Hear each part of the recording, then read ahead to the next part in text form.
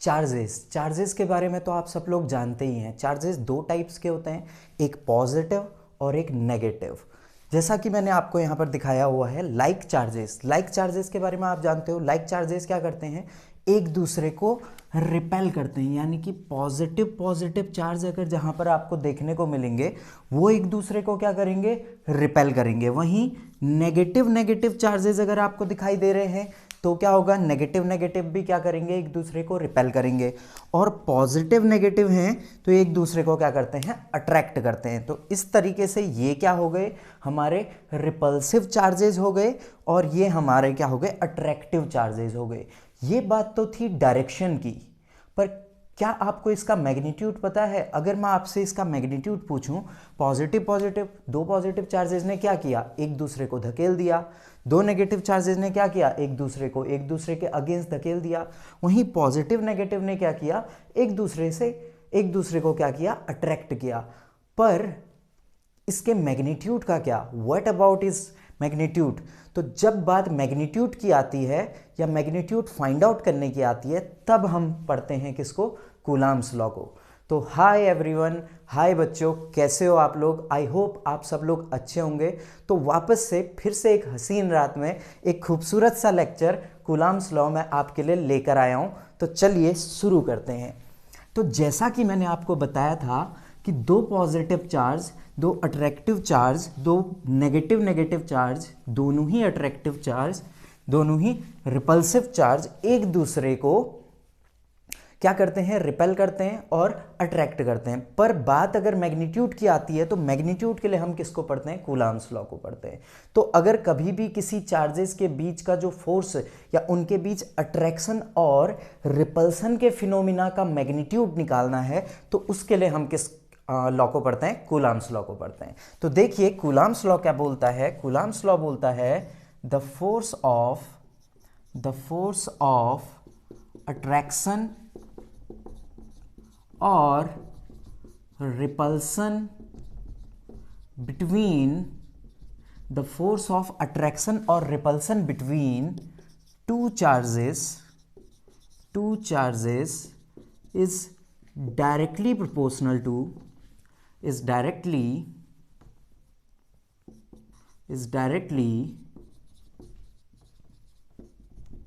is directly proportional to product of magnitudes of the charges and inversely proportional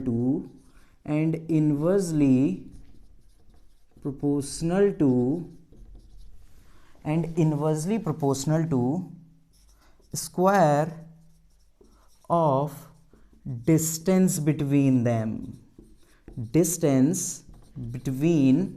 them।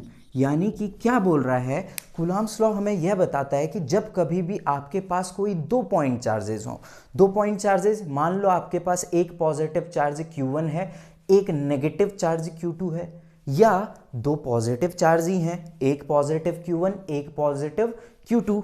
तो मैंने क्या किया, मैंने कंसिडर किया कि मेरे पास एक कोई पॉजिटिव चार्ज है Q1 और कुछ दूरी पर यहाँ पर एक और मैंने पॉजिटिव चार्ज Q2 कंसीडर कर दिया।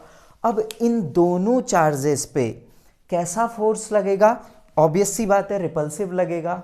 एक दूसरे को क्या करेंगे, रिपेल करेंगे। पॉजिटिव चार्ज क्या करते हैं, एक दूसरे को रिपेल करते हैं ना। तो दोनों पॉजिटिव चार्ज क्या करेंगे, एक दूसरे को रिपेल करेंगे।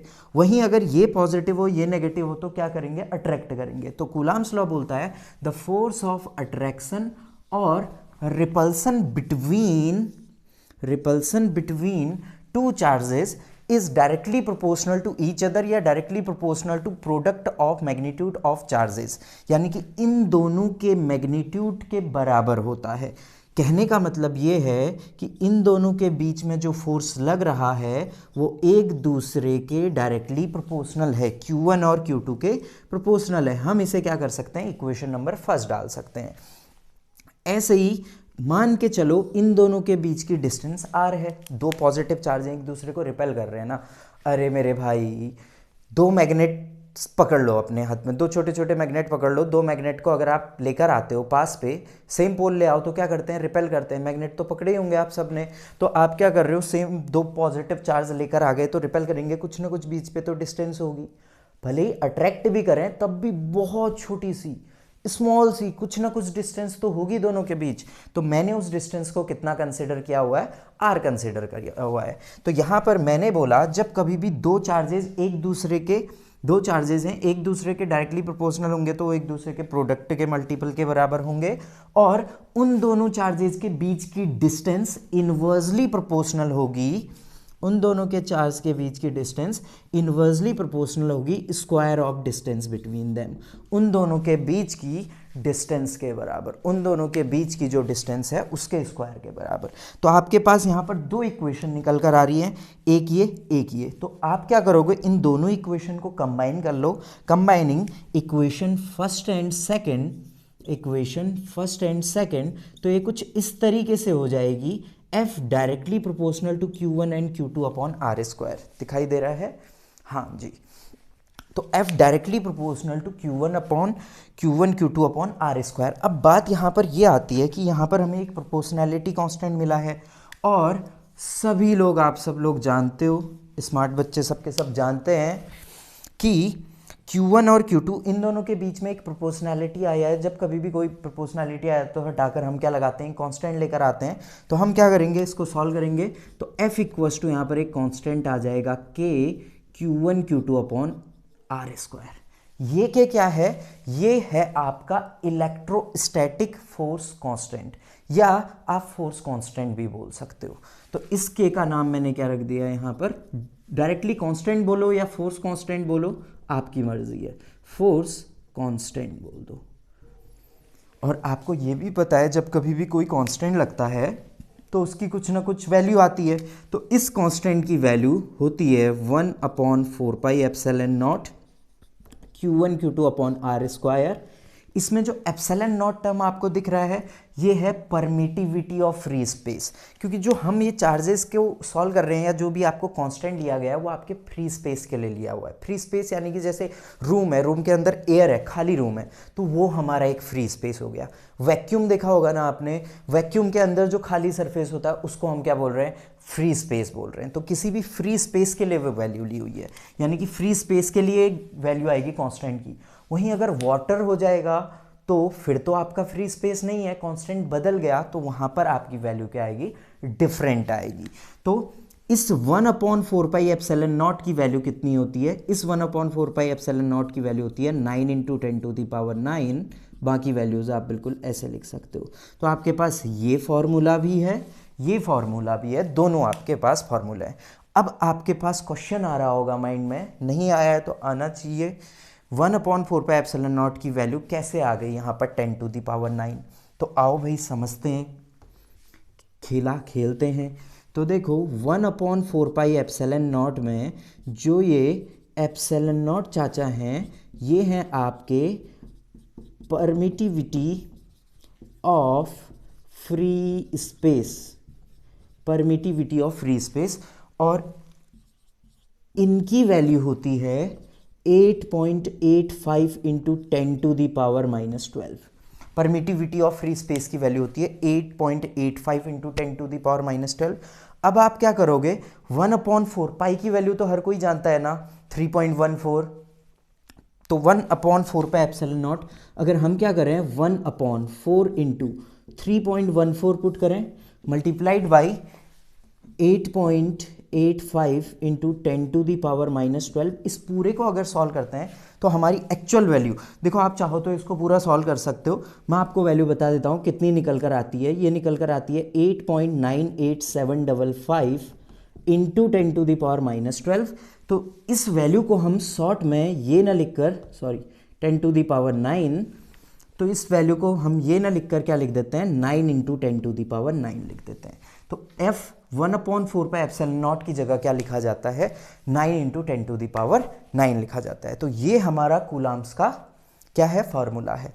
बात करें इसकी SI यूनिट की, फोर्स की एसआई यूनिट जैसे कि आप सब लोग जानते हैं न्यूटन होती है, पर एग्जाम्स में क्लास 12th के बोर्ड्स के लिए हमें फोर्स की यूनिट नहीं पूछी जाएगी। अगर बोर्ड्स के क्वेश्चन में आपका एग्जाम आया तो वो आपसे इस इलेक्ट्रोस्टैटिक फोर्स कांस्टेंट की यूनिट पूछ लेंगे। तो इलेक्ट्रोस्टैटिक फोर्स कांस्टेंट की यूनिट कैसे निकाली जाती है वो मैं आपको बता दूं, मिटा दूं इसको, ये आपने सब ने नोट कर लिया होगा, नहीं किया हो तो स्क्रीनशॉट ले लो या नोट्स बना लो। ठीक, तो देखिए अब इस वैल्यू को कैसे निकालते हैं इसको हम समझते हैं। इस कांस्टेंट की वैल्यू को कैसे निकाला जाए, इस k की वैल्यू को कैसे निकाला जाए वो हम समझते हैं। देखिएगा, आप जानते हैं F इक्वस टू के Q1 Q2 upon R square, तो हम जान गए भैया जी, बच्चों जी। Q1 की वैल्यू, Q1 Q2 क्या है, चार्जेस, दो चार्जेस, पॉजिटिव नेगेटिव कुछ भी हो सकते हैं। आर उन दो चार्जेस के बीच की डिस्टेंस। अब ये केस बला का नाम है भाई के की वैल्यू निकालने के लिए डायरेक्टली अगर मैं आपसे बोलूं कि के की आप यूनिट निकालो, यूनिट ऑफ के नॉट के की यूनिट अगर आप निकालोगे तो के की यूनिट डायरेक्टली कितनी आ जाएगी, न्यूटन मीटर स्क्वायर पर कूलम स्क्वायर। अब आप बोलोगे ये सर कहाँ से आई, तो इसको निकालने के लिए या तो आप क्या करो डायरेक्टली, अगर आपको पता है, देखो एफ आर को यहाँ शिफ्ट कर दो, Q1 Q2 को अपॉन में शिफ्ट कर दोगे, आर को ऊपर शिफ्ट करा, एफ की वैल्यू न्यूटन, डिस्टेंस की वैल्यू कितनी, मीटर स्क्वायर है तो मीटर स्क्वायर हो जाएगा। Q1 Q2 चार्जेस की यूनिट तो हम सब लोग जानते ही है ना, कूलम, तो चार्ज की यूनिट क्या हो जाएगी, कूलम स्क्वायर। Q1 Q2 है, दो यूनिट तो हमारी कूलम स्क्वायर, तो F newton metre square upon coulomb square, newton metre square upon coulomb square. या जिनको समझ में नहीं आई है मैं कुल कंप्लीटली पूरा बता देता हूँ। के को यहीं पे रखे रहो, अब बाकी भाई साहब लोगों को क्या कर दो, शिफ्ट कर दो। F को यहाँ शिफ्ट कर दिया आपने, आर स्क्वायर को यहाँ भेज दिया भाई साहब को, Q1 Q2 को भी बोल दिया कि आप जाओ नीचे जाओ।